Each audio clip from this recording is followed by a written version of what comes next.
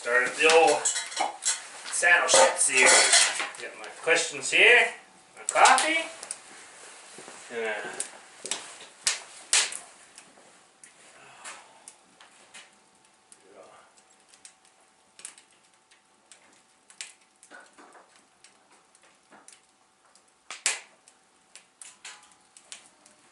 a little more light this way.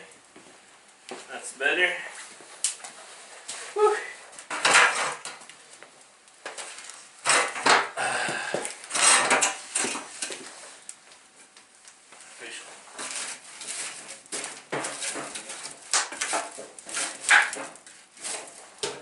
Yeah. Okay.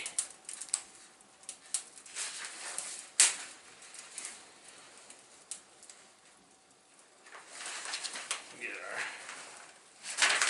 dill lined up.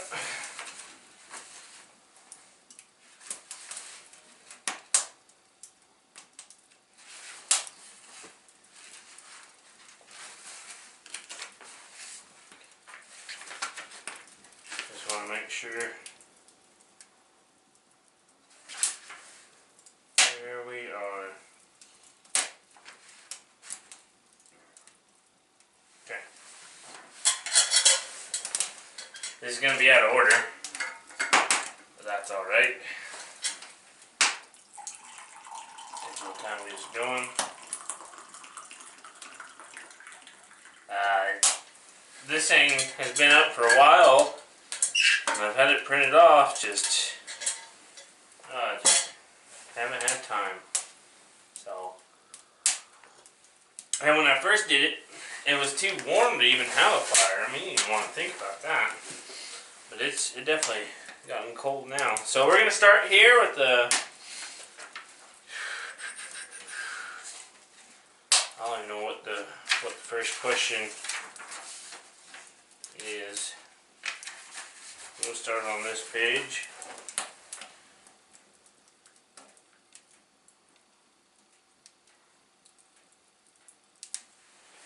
Alright. From Typical IH Guy. How many chucks do you have, and what drugs work best for respiratory problems in calves that just got weaned? I don't have any semis, if that's what you're asking. As far as pickups, I've got 3 pickups now. I own 3 pickups. We've got a few more that the ranch has, or my dad has, and other people. But I've got just 3 pickups. One of them the transmission's out on. So, as far as drugs, that's a tough question this year. A really tough question,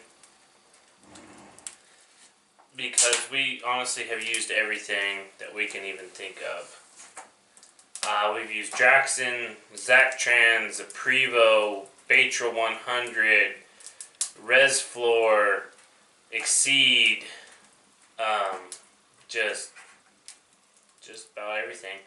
I will say this year Draxxin has not helped at all.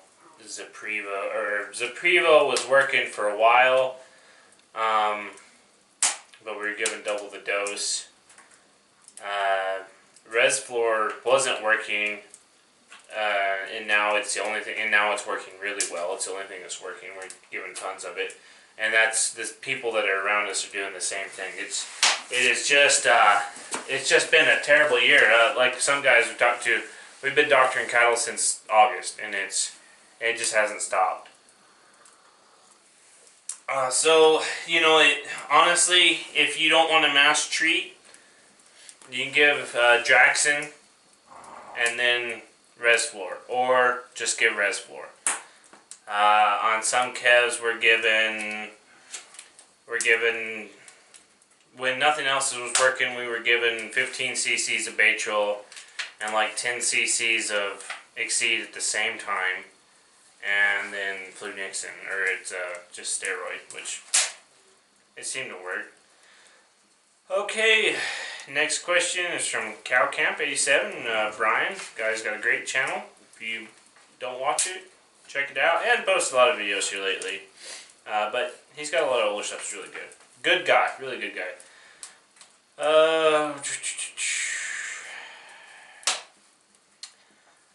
I see the fridge has meds and stuff, but not a beer or two. He's referring to my fridge, and he is right. It really needs some beer in it. It's been a bad year.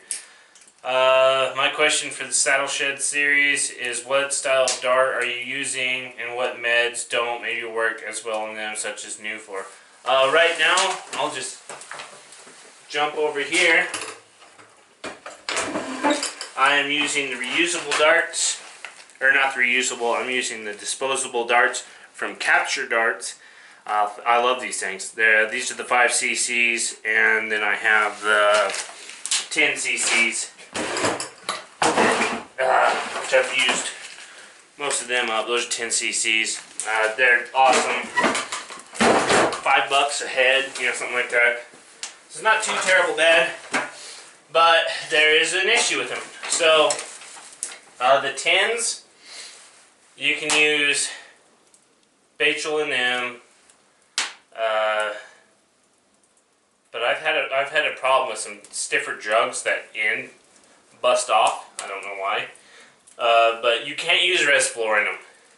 If you use a reusable dart, you can use Resflor, but it has to have a barbed end, or they put a little soldered bead on it, and that bead on it, so it just sticks in there. But you can't use a thicker drug. Zaprivo you can't use if it's cold, because it's thick. But the best thing to do is just throw, if you got to use that drug and you know it's really thick, I wouldn't go any thicker than Zaprivo. I really wouldn't. Take that, throw it on the defroster of your pickup, warm it up, keep the darts warm, and you don't really have a problem. And second part is, how's my 8300? If you don't know, Brian went and actually looked at the 8300 for me, and was, I mean, I couldn't ask for something better than that, and just a great deal. I'm glad he did it, because it turned out to be good. DLK Hey, another good channel, up and coming channel, gonna put a lot of good videos out there. I met Dave a couple weeks ago, really liked the guy. His question is, with all the cattle you seem to be going through, is there one color, he spelled it the British way with a U, that seems to be hardier than the rest? Blacks, reds, hearse, floppies. It's kind of there's no right answer for that. Where we are, and he can attest to that, you know, like today, I mean, I was just sweating at like 1 o'clock, and it was like 10 degrees this morning. So, Brangus do really good unless we have a super cold winter. Then their ears freeze. Angus do really, really good. Herefords do really good. Hereford and Angus cross do, I think, honestly the best out of anything here. A good English cross is the best. Until you get into a drought, and then you have the heat issues, because we get hot here. You know, I couldn't tell you. Feeding wise, the English do better, unless it's in the summertime. Hot summer, then the flops, they do better. And by floppies, he's referring to Brangus cross cattle. Okay, next one is from Humphrey Family Holsteins. What's your opinion on Holstein steer beef? I absolutely wouldn't do, I would stay away from it for me. Do you think it can be a profitable business? I have absolutely no knowledge about Holstein cattle, raising Holsteins, and I got my ears ringing. It's just something I don't mess with, and I see what they sell for, and I don't know how anybody makes money at it when they're 99 cents a pound or 80 cents a pound. For a 6-weight Kev, I don't see how people make money at that. I couldn't do it. But if you're set up for it, then why not? I'm just the wrong person to ask. There's Stephen Hillrich didn't ask a question. He just put something on here. Dale Cornelius. He says, I have a couple questions to put in the box. How do you have the neck rail attached into the bunks on the new feed pins that you recently put in? We're running a cable, so I guess if that's what you're referring to, we're just running a cable, and we just have 2 springs on either end, and they have those neck adjusters. They got 4 holes, and you pull a pin, and you can adjust it that way. What are you feeding in your rations that you mix for your feedlot calves? We're feeding corn silage, DDGs, cracked corn, ground hay. Right now it's oat hay, so it'll switch to wheat hay, mixed 30 liquid feed, and a protein supplement pellet that has a lot of mineral pack and everything. And that looks like, yeah, apparently she's row crop, cow-calf producer, and enjoys seeing something besides corn. Thanks for the question. Yeah, so far, thanks for all the questions. Next question is Bailey Kearns, tub or curved working system compared to a bud box. Which have you used and which do you like better? I've used both. I don't have a preference, honestly. Tubs are really nice, but you can put too many cattle in them and then they don't work for shit. And they cost a lot of money. Bud boxes, if you have a stupid calf that won't cooperate, that can be extremely frustrating. Or if you have help that's extremely inexperienced. Even people who have been around cattle all their lives that have never used a bud box usually pick it right up, but that first little bit can be a pain. But they're super cheap to build, so I have no preference. I mean, if I had the money, I'd build the tub. It really doesn't matter to me. It really doesn't. I like them both. Add that one to the fire. Oh, Chris Bird commented on his deals. Box is easier to build, and that's the huge benefit of the box. They're just so much easier to build. You can build one in a day. You can build one in half a day. You know, just get your concrete dried where we're putting concrete in, and it's like that. They're so easy to build. Honest, I think I would build bud boxes. I'll probably build them all over the ranch as I replace pins. Just because if I go in pipe, they're just easy to build. They're not hard to use.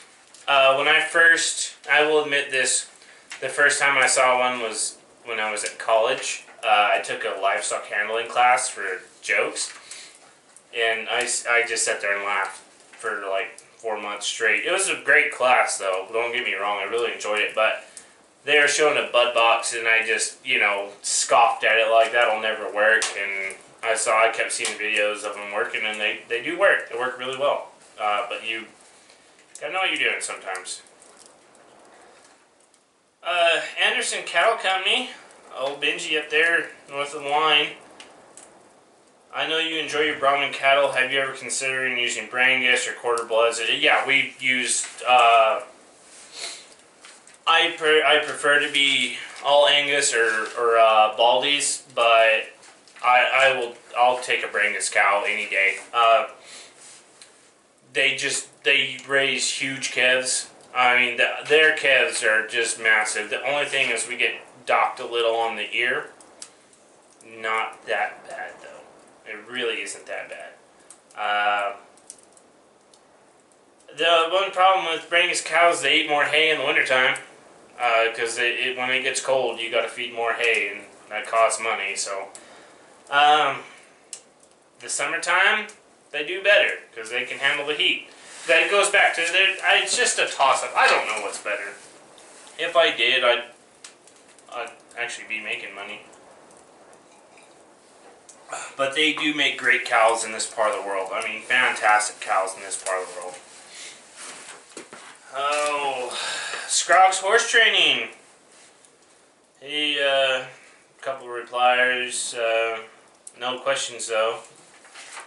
But thanks for leaving a comment. Throw that in here. Okay. This one was not asked on the Saddle Shed video, but the guy asked me if I do it on a Q&A. This is for Tennessee Hillbilly. How do you manage water for your cattle on large pastures?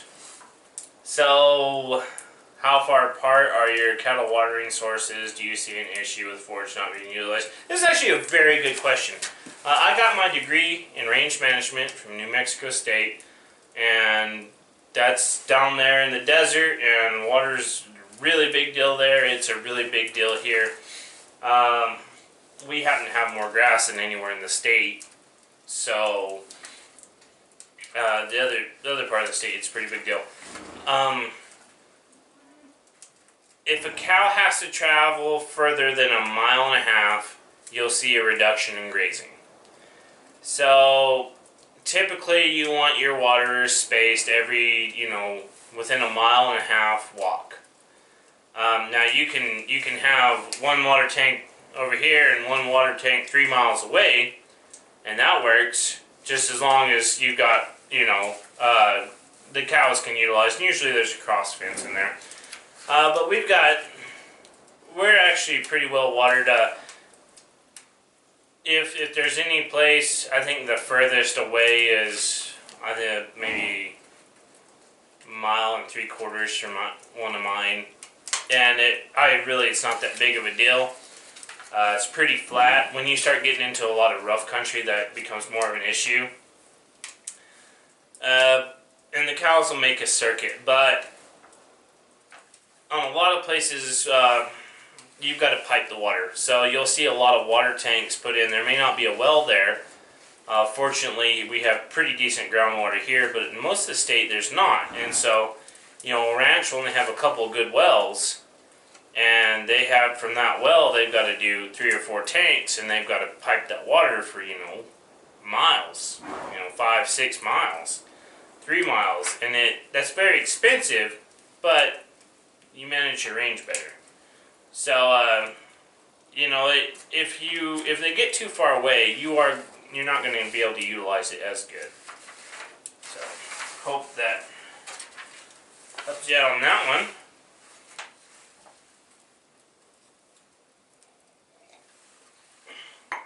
Not as many questions this time. I heard that. I still got something, but it's coffee time. I actually made a video today apologizing for not getting this done, but you know what? We'll get to it. I'm gonna make sure my bill's still recording. Okay, yeah, we're still going. So we'll get back at her. Okay, next question. I have this is from First Gen Farmers and Ranchers. This guy has a new channel. He just started. He's a veteran, and up in northern Utah. And the guy wants to make videos, and then he wants to do some stuff on kind of helping, putting some information out there for vets who are just trying to get back into, find a niche, go into ranching or farming, and there's a lot of loans and things available for people like that, but you also need a lot of information, so he's trying to work on that. And really nice guy. I like talking to him. He's got some cows, pretty good guy. So check his channel out. Farming and ranching has evolved from centuries of the past, but still carries on many original traditions and practices. What are your thoughts on sharing such traditions from the past with modern day technology, such as social media and video? I think it's an absolute must. Just from my grandfather to my dad, there were traditions lost, and from my dad to me, there are traditions lost. And so now we have these young guys coming into agriculture, coming onto the scene, and we still have a lot of the traditions and a lot of the we're still drawn to it, but we need to be able to share as much as we can, because there's getting to be fewer and fewer of us, and everyone's on YouTube now, or everyone's on social media, and it's helping us get connected again, because there has been such a disconnect, and the more disconnected we have gotten, the more we have lost. And there's so many things that have happened on this ranch, and the way things were done, that I'll never know. And there's a lot of knowledge that gets lost along the way, that you got to learn the hard way, and I've learned a lot of it the hard way. So if I can make videos sharing some of that, or some of the things, and I do a terrible job of it, like I don't film while we're riding or saddling horses, and I really, really want to be able to take the time and make a really cool video of saddling the horses before we go out to wean and things like that. But I have not had the time, and a lot of that is my personal, it's work time. You go to work, and that's a lot of my problem, where I think I need to do that, because there's a lot of people who they've never been around that, and they'll never get that opportunity. So I don't think that you should do it to show everybody how Western you are. I think you should do it just to kind of share it, but that's just how you choose to portray it is your own deal. I can get really lost on that one. I'm going to keep going. I noticed you leave some of the straw bales whole in the pens rather than spreading them out. In the case of bedding, have you found there to be an advantage of leaving them whole? Square bales, absolutely not. So what I'll do, and one reason why I do that, is I leave the bales whole sometimes, because the calves are really, really bouncy and really active, and they'll just blow them apart themselves. You don't have to spread every little bit out. Round bales are even better. The only reason I'll spread them out is to kind of get it a little further out to get more of a bed pack. But straw bales, I'll take clumps of it when I have my grapple on and go spread them around. And a lot of times, if the calves are soaking wet and they're not wanting to move, then you better be breaking everything up and getting a good enough pack as you can. But if they're, if it's before the storm or they're really happy and active, I don't worry about it. As far as trying to control the dust, some of them I've just left whole and let them get as big a pack as they can themselves, instead of trying to spread it too thin. So either way, kind of works.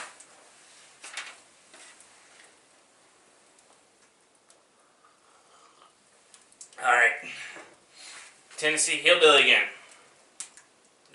He just reminded me to do his water management question, but for his question, he asked, do you run multiple bulls in the same pasture during the breeding season, or do you separate? If you run multiples, do you have issues with bulls?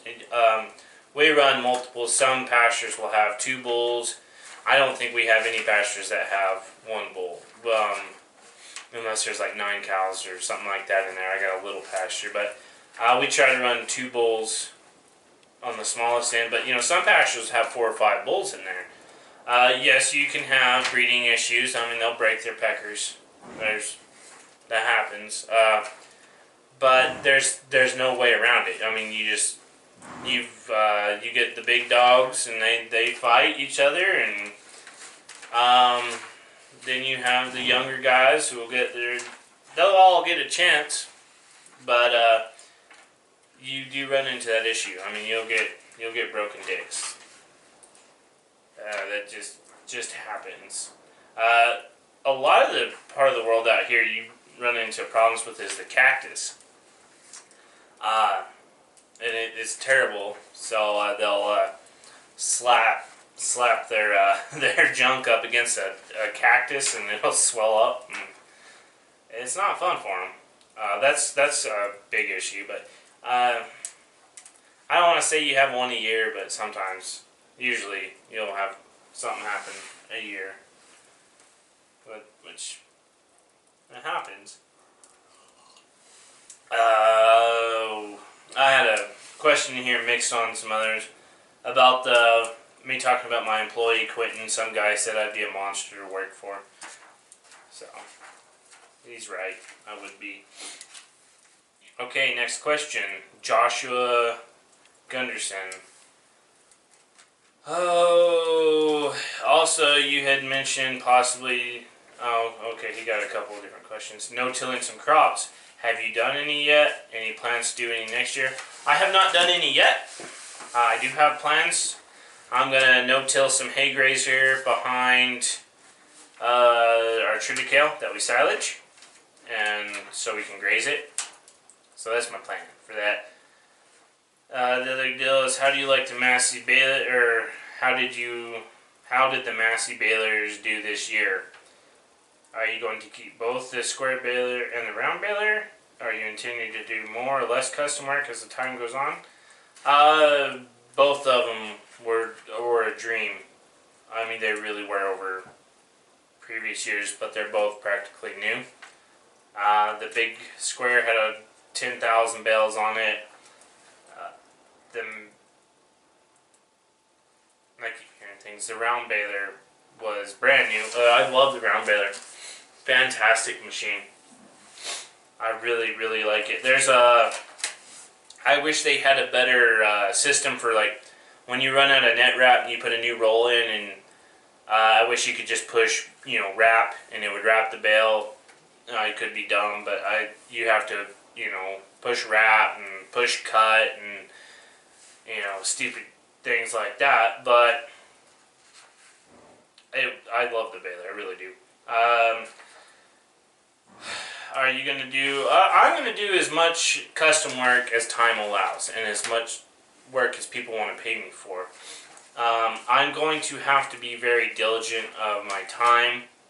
I'm going to have another employee. I'm trying to get a house sorted out so we can have a house on the ranch for an employee, but that's not really happening. So that's kind of an issue. If somebody who wasn't local came to help me. But as far as managing my time, I'm just going to have to be very careful about it, because with the number of calves that we're running, I've got to be where I can manage that, and that makes way more money. Supposedly it makes more money. I'll let you know in a couple of years. But if we, the other thing is I'm going to keep my business going, because if we get in a drought again, there's going to be a lot of hay work to do. Or if we have a bad cattle market and I have to sell cattle or whatever, and it's a source of income. And, it's just another business. So I can kind of push it pretty hard or not push it so hard. Esri Farms is the next one. We give a shot of Zactran when cattle come in, and use the Prevo Resflor and a vitamin, I forget the name, when we get sick ones. How do you like the darts? We've been looking into it. Love the darts. Awesome. I think they're fantastic. I would not want to do it without them. Absolutely would not want to do it without them. They are just amazing. This year, I will say this, here lately I've used them, they've worked to great effect. This is the worst year I've ever had. This is probably the worst year in recent memory, or in the past I've ever dealt with. It personally is the worst year of sickness I've ever dealt with. And the darts didn't work at all. There was just too much heat, too much dust. The cattle were too too fat, too much hair. They couldn't cool off. It was a huge problem. Now that it's cooled off, darts are working. So they're not a cure-all, that's for sure. They won't solve all your problems. That definitely won't solve all your problems. We just got a couple more, I think. Throw another log on.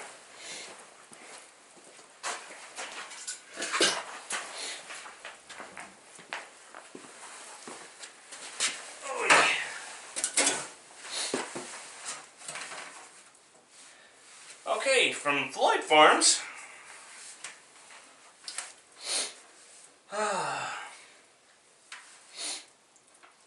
Floyd Farms says, I'm looking at trying to expand our cow-calf operation with a feeder operation on rented grassland. What advice can you give in terms about getting operating loans and advice on buying calves from local auctions myself versus finding a buyer or agent to find calves for me? I know most of your operation is feedlot based, but I figure buying and financial side compared to what I'd be facing.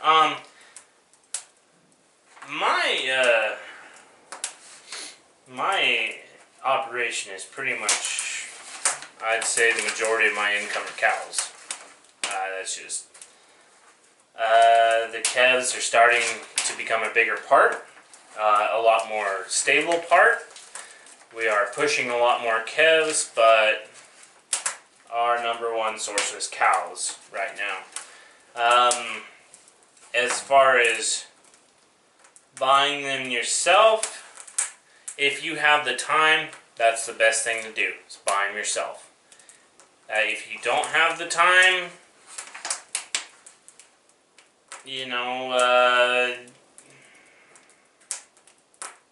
then find an agent. Find them where they're a decent price, where freight isn't going to kill you, and you're probably going to go through some guys. There's some really good outfits out there. There's some that aren't so great. I changed my buyers a while back, and couldn't be happier. Really couldn't. The other thing you have to realize is when you are having someone buy cattle for you, if they are not buying what you want, then you don't need to be using them. But the other side to that is if you are giving them a dollar amount they have to stay to, and the market's up and you're still wanting cattle, but you want them to stay there, you're going to get jumped. You've got to work with them really well. You got to be on the same page with them, and I'm very thankful that I'm on the same page with mine, because the one beforehand, he was a retard.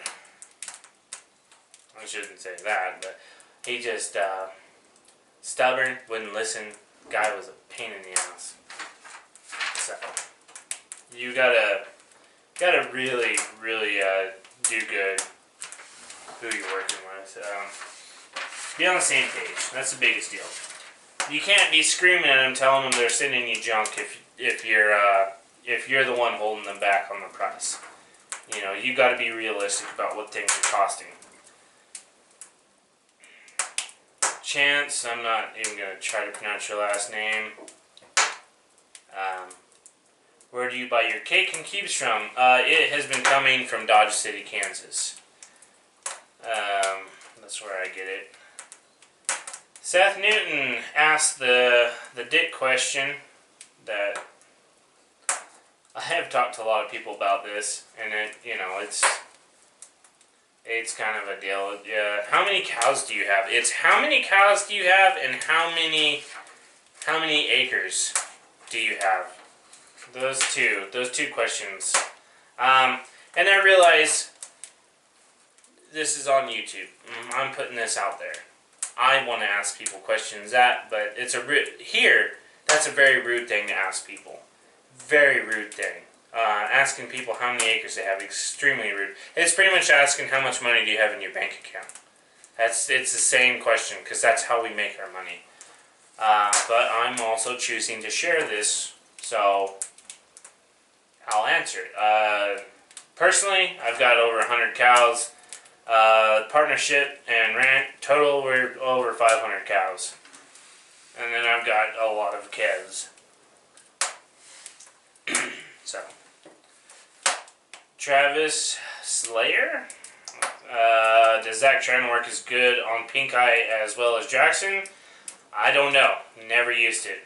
I've never used Draxxin for pink eye. I've never used Zach Tran for pink eye. I've used the eye patches and LA 200. I've never even heard of anybody using that for pink eye. Ever. But pink eye's not a big deal here. Unless they just got something in their eye. Or there's some bad flies. But usually it's not a big deal. Dakota Reckman. What's your usual plan when you buy calves? What weights do you tend to buy and sell calves at? Okay, so these are a bunch of questions. Buy cheap. That's my usual plan. Buy something that I can make, that's cheap, that is gonna live. Usually those two don't go together, but that's the general idea. What weights do you tend to buy? Well, I try to be 3, but I'll buy 5, 6, 7s, 4s. Just really whatever's cheap. I don't like Longhorn stuff. I don't like full blood Bramers. But what I say by cheap is, I don't want junk cattle, but I want, if there's something that's off the board pretty hard, 30 cents, that just nobody wants it to fill a load, my buyer better be getting it and sending it to me, because that's where you make money. What is your receiving program like? They come in, we give them hay and rolled corn and worm them, and they've usually been mass treated already. If not, we'll do it here. Get an IVR, brand them, implant them, all that fun stuff. Cut their nuts off, cut their horns off. Do that fun stuff. Ear tag them. What daily gain do you shoot for? If they're not gaining 2 pounds and you're not doing something right for us, I want to push them as hard as I can because they're converting the feed better, and we're getting them out sooner so I can sell them. And we typically look at selling them at 5.5 to 7.5. That's where we're typically looking to sell them at. Wherever we can make a profit.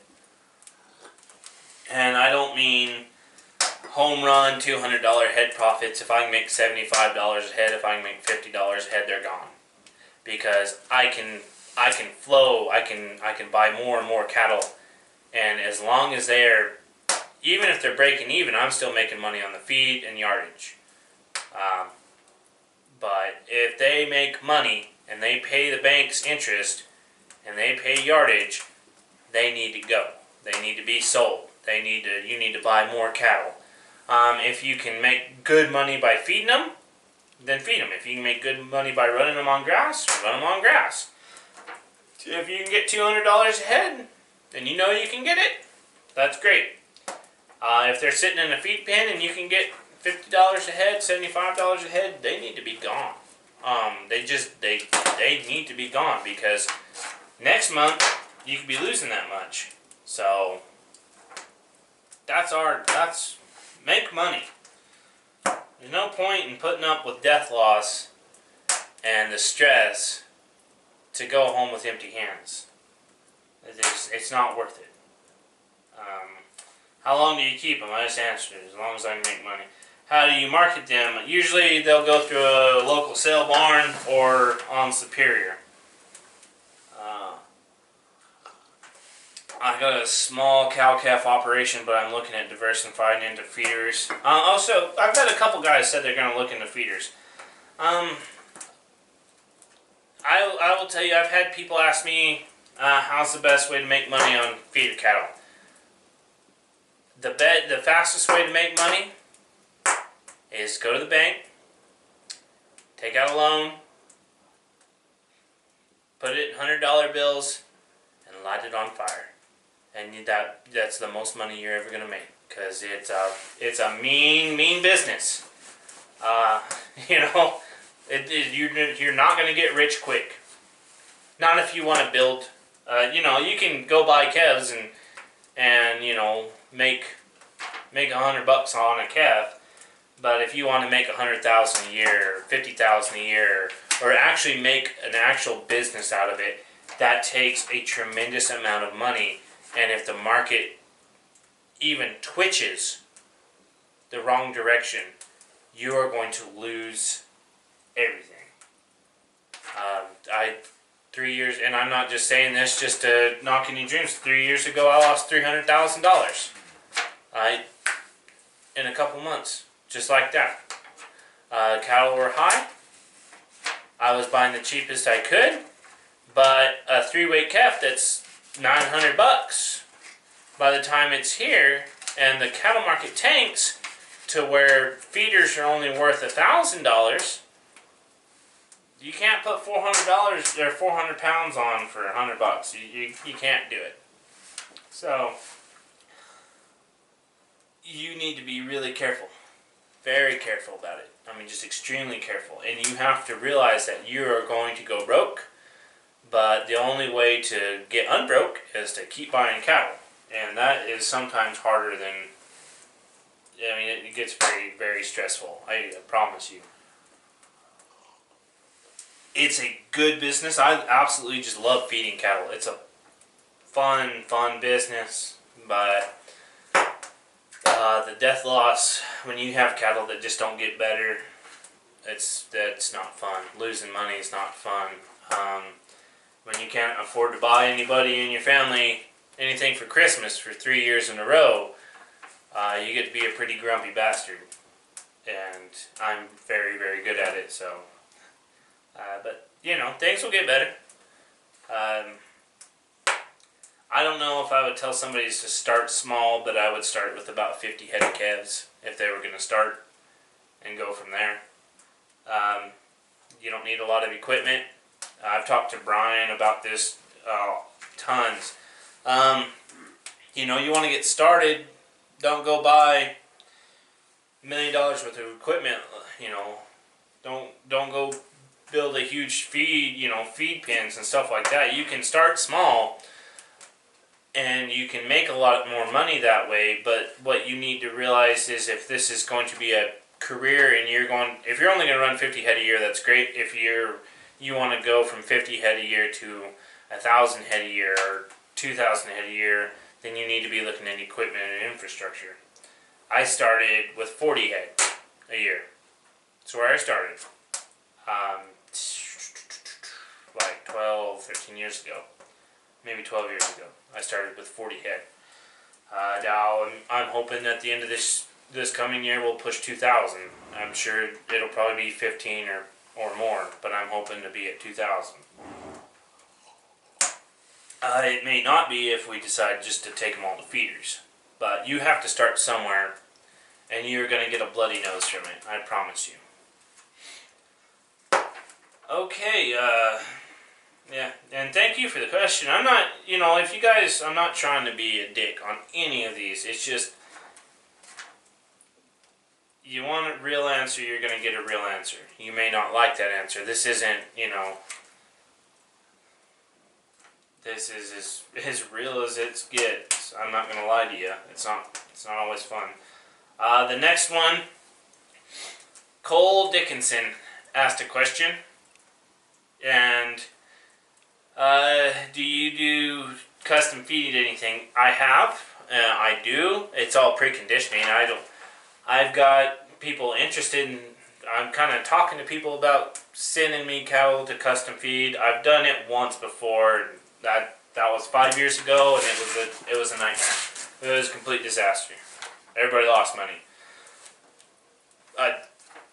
Go back to you're gonna get your nose bloody. It was an honest shit show. It was terrible. Terrible equipment. Just terrible idea all around. But you get over it. Now I've got a guy thinking about sending his calves up here to feed. And then the locals guys, I've never finished anything out, but we're really kind of trying to think about that.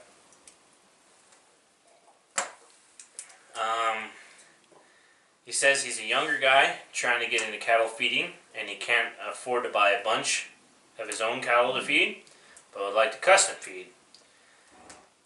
Any advice on either finding customers or what would you suggest? That's a hard one. It really is. And I honestly, there was a guy who left a comment under here who was just a jackass, and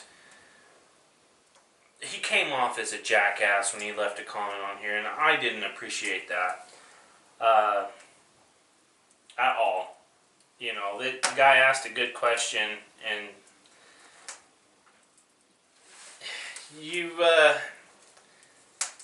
I don't have a good answer for that one, because I had a neighbor who wanted to feed some cattle, and I was trying to feed some cattle, and it just, when I first started, we were in the middle of the drought, and there wasn't any way to make any money. No one had any cows, so I was trying to find some way to do it. Number one, you need a good ration. Don't guess. Don't guess at all. If you don't know, ask questions. Find a nutritionist, a good nutritionist company, and honestly, I could probably, if you wanted, I'd suggest some people to you, some who I use, but you got to have a good ration. You have to have a way to make sure what you're putting out is what you're putting out, as far as scales, whatever. If you got a feed wagon, you better have scales on it. If you don't, you're going to lose money. They're going to lose money. You got to be able to weigh the cattle, make sure they're on track for gaining. And you probably know this, but as far as finding the customers, that's the hard one. I don't know. I haven't been looking for customers. People know that I'm doing it, and they'll call me. But there's a lot of yards here, so I mean, one guy sent me cattle to precondition just to help me out, and I always brought good cattle to the sale barn, so he kind of knew what I was doing. But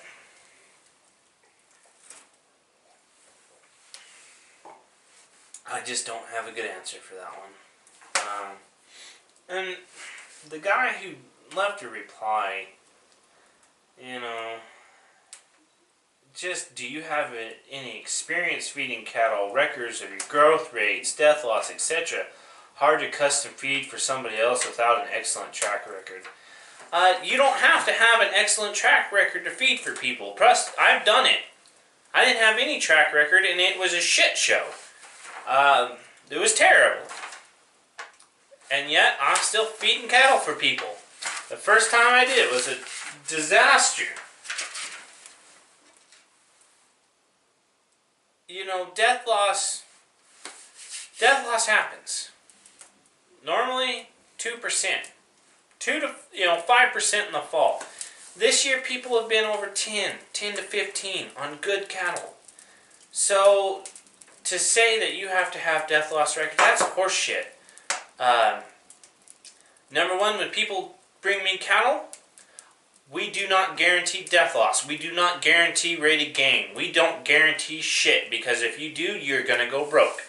I've had guys who manage big yards, 40,000, 60,000 head yards, tell me this. You do not guarantee anything.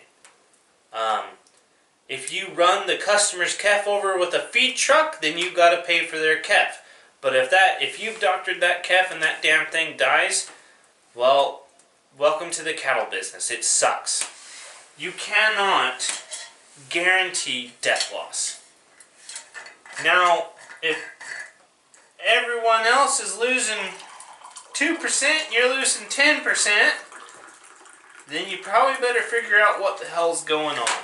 But the only way to get good at it is just to do it. And that's just the business.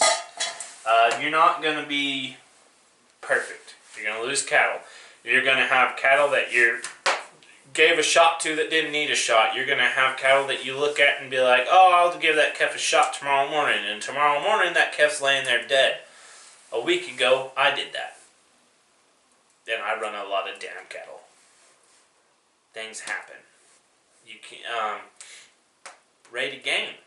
You can't guarantee gain. If they send you shit cattle that don't gain, you're going to say, well, it's 50 cents a pound gain or 75 cents a pound gain. If they send you junk-ass cattle, you're going to lose your ass. If they send you, I mean, Southern heifers can take 77 cents, you know, after markup. You can't guarantee anything. If you guarantee anything, you're going to go broke. I understand trying to guarantee things to get started, but that's a bad idea. Because it will shut you down before you ever get started. And if, you know, when you go back to the gain, if you have a storm roll through and it kills cattle, or you had a bunch of sick cattle that are all chronics that didn't die, they're not going to gain. You know, and you can't do it for free. I'll tell you that. You cannot do it for free. I have struggled with that personally with, you know, this guy wants to send me cattle to precondition. I don't want to charge him too much because I need his business. Well, okay, it's a very fine line between I have to charge a little bit less to keep his business, but I can't cut my own throat. I do that with custom hay. Now, I charge what everybody else is charging because you have to. There's a reason why they're charging $18, $20 an acre to cut hay, because they all got payments to make. You've got to charge them. That is the thing about having people sending their cattle. They're sending you the cattle because, number one, they can't do it themselves. They don't have the room to do it themselves. They don't have the time to do it themselves. Or they gotta have them sent somewhere. So they are paying you for your time and your labor. And you can't do it for free. You've got to get started somehow. I can't tell you the best way to get started. But I will give you one piece of advice. Don't let chicken shits like Ben, what the fuck's his name, just run you down. Because, you know, you're going to have people who try to stop you before you ever get started. And it's going to be tough. But you'll either figure it out or you won't, so. I probably shouldn't have dropped so many F-bombs. Sorry. This is towards the end. Nobody's probably watching anyway. If you want... I'm going to do another one of these. I want to do at least a couple this winter. I'm sorry this one took so long to do. But I haven't had the time. Leave questions. You want different questions? You think my answers were terrible and I don't know what I'm talking about? Leave a comment. And I think I have a mouse in here. And ask me a question. I'll try to answer them the best that I can. But if you don't like that they're not sugar-coated, then this isn't the one for you. So I will leave you with that. I hope that you guys like these. I thoroughly enjoy doing them. I thoroughly enjoy doing these things. Honestly, they're my favorite videos to do. Kind of getting back to first gens. His name's Bracken. His deal about passing on tradition and showing it.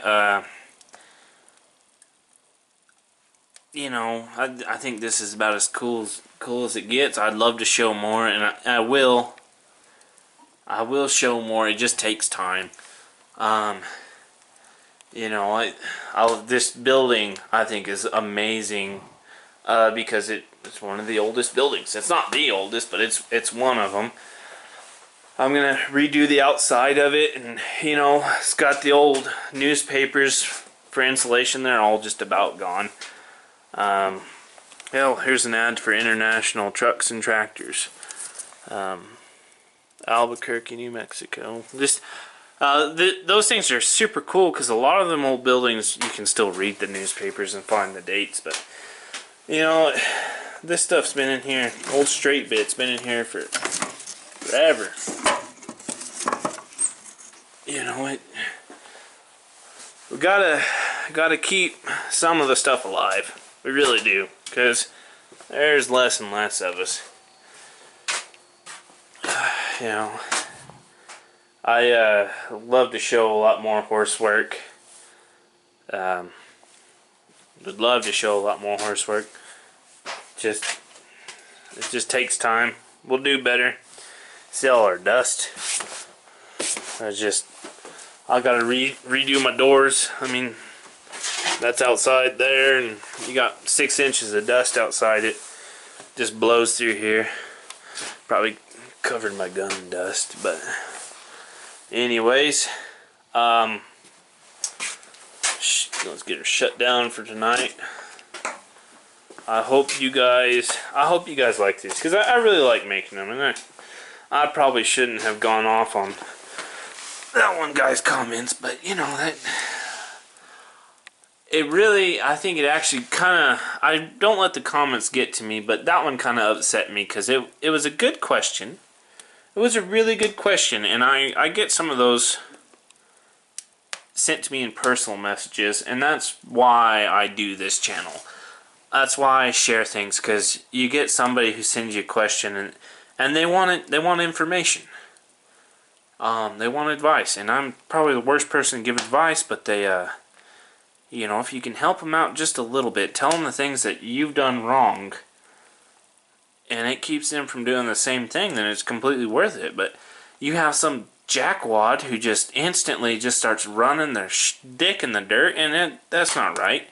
Especially on this video, because, you know, these were questions, you know, that I was going to answer. I don't always get to answer the questions on the videos, and that's why I really like doing this one. So, you know, a personal question, personal answer. It's not sugar-coated. You know, this isn't you know, Farmer Funland where everything's magical and we only show what we want you to see. This is just straight questions. And, you know, but I'll just kind of leave it at that. So, with that being said, I'm pretty sure my company is here. You guys have a Merry Christmas, a Happy New Year, and if you're not of the Christian faith, then, you know, have happy holidays. And maybe we'll get to do another one here pretty soon. So, if you got any questions, leave them down below, and we'll answer them on the next one. So, thanks for watching.